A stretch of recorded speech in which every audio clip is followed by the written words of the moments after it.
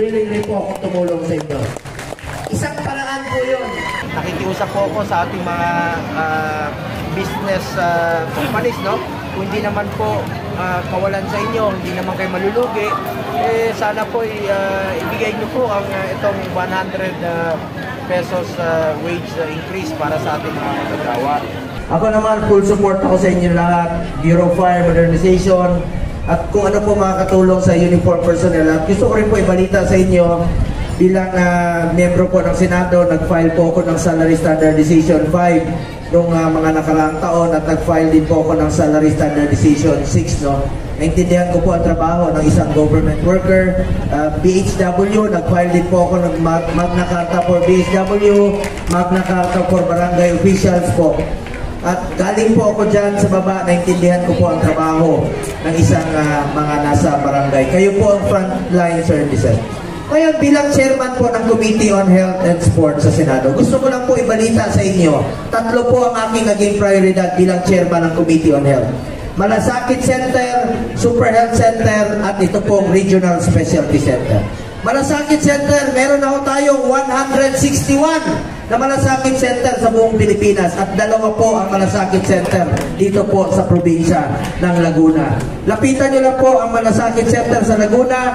Kung kailangan nyo pong magpa-opera, lapitan nyo lang po. Meron din po kayong Malasakit Center sa Laguna Medical Center in Santa Cruz at sa San Pablo City. At kung kailangan dalahin ng inyong pasyente sa Maynila, sa Heart Center, ako nang sasalo doon, pati pamasahe ng inyong pasyente hanggang makauwi dito. Tutulungan ko po kayo.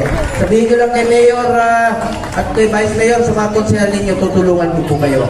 Pangalawa, Super Health Center. Magkakaroon po tayo ng mahigit 600 na Super Health Center sa buong Pilipinas. Ano po ang Super Health Center?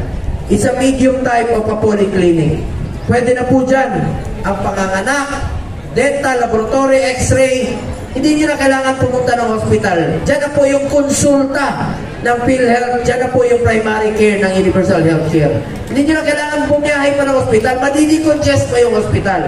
At masaya ako'y balita, meron kayong 13 na Super Health Center sa Laguna. Alaminos, kay Mayor, meron.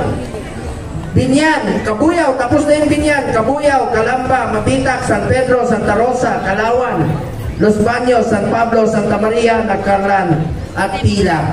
At Mayor, kung kakailanganin nyo rito ng Super Health Center pagdating ng panahon, really po akong tumulong sa inyo. Isang paraan po yun, Cyril. Isang paraan po yun na ilapit natin ang serbisyo medikal sa ating mga kababayan through Super Health Center. Ngayon, Regional Specialty Center. Yan po Super Health Center, pwede manganak dyan, ha? Yung mga buntis, pwede manganak dyan. Yung hindi pa buntis, may panahon pa kayong magpabuntis. Ba't nagtuturuan sila? Ma'am, dalaga ka pa? Kunin mo ko ninong ng anak mo. Anyway, pangatlo, Regional Specialty Center. Prioridad ito ni Pangulong Bongbong Marcos at ni Senate President Mig Subiri. Ano po itong Regional Specialty Center? Di ba ang Heart Center nasa Manila? Di ba ang Kidney Center nasa Quezon City? Ngayon po, with this law, magtatayo na po ng mga specialty center sa iba't ibang DOH hospital. Halimbawa, heart, neonatal, lung, cancer, ortho sa buto, spine, geriatric sa mga matatanda. Itatayo na po yan sa mga DOH hospitals all over the country. Yan po ang Regional Specialty Center. Proud po ako ibalita. Ako po ang principal sponsor. Nakakuha ako ng 24-0 na boto niyan sa Senado po. Para mas mailapit pa natin yung serbisyo medikal sa ating mga kababayan. Ano po ang tugangan nyo? Unang-una bilang chairman ng Committee on Health, importante sa akin ang kalusugan. Ang katumbas po ng kalusugan ng bawat isa ay katumbas po yan ng buhay ng bawat Pilipino. Pangalagaan po natin ang ating kalusugan. Kung hindi naman po sagabal sa inyong parte, magsuot pa rin tayo ng face mask. May mga face mask pa rin po. At nasanay naman tayo mag-face mask noong unang panahon. For 3 years tayo nagpe-face mask. Bakit hindi tayo bumalik uli? Pero voluntaryo lang naman po ito. Kung hindi naman po sagabal sa inyo, pwede rin tayo magsuot ng face mask. Ako nga mismo, kanina nagsusuot pa rin ako ng face mask. In fact, no? meron akong dalang face mask dito. Kung sakaling iba ang karamdaman natin, basta safe tayo at hindi tayo makahawa sa ating mga kamag-anak, lalong-lalo na po yung mga vulnerable, yung mga matatanda, no? At sa mga bata naman, iniinganyo ko po ang mga magulang na magpapakuna kayo. Dahil libre naman po ito mula sa gobyerno, mas protektado kayo, yung mga batang 1 to 6 years old. Sila po ang kadalasan na nagkakasakit nitong tinatawag na pertussis, no? Nag-declare na po ng state of calamity sa Iloilo at sa ibang lugar, no, sa buong Pilipinas dahil sa pagtaas po ng kaso nitong pertussis. Pero sabi naman po ng DOH, makukontain naman nila ito, kailangan lang po sumunod tayo sa mga protocols at paalala ng ating mga health officials. So bilang chairman ng Committee on Health, importante sa akin, sumunod tayo sa paalala ng gobyerno, sundin po natin yung mga health protocols. Ito, kumusta po yung Senate Bill 2534 o ito pong Daily Wage Increase Act para po sa ating manggagawang Pilipino?